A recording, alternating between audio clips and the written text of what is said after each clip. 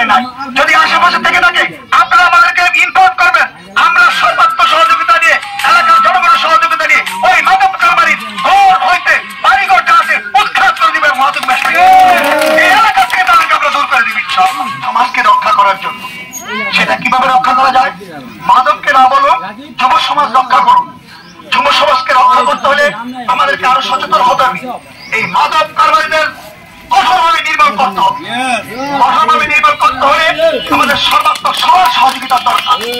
আমরা প্রতিটি ঘরে ঘরে, প্রতিটি মহল্লায়, প্রতিটি এলাকায় যদি আমরা এভাবে সচেতন হই, এভাবে আমরা যদি অর্গানাইজ করি, এভাবে আমরা যদি ইউনিট হিসেবে আমরা সবাই মিলে এটা প্রতিরোধ করব এবং দুর্বল প্রতিরোধ করে তুলব, এই উদাত্ত আহ্বান রেখে আমি আমার বক্তব্য শেষ করছি। খোদা হাফেজ।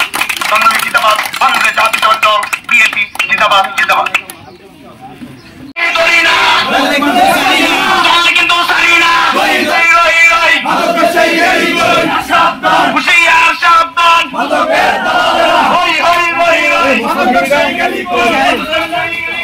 Hoi hoi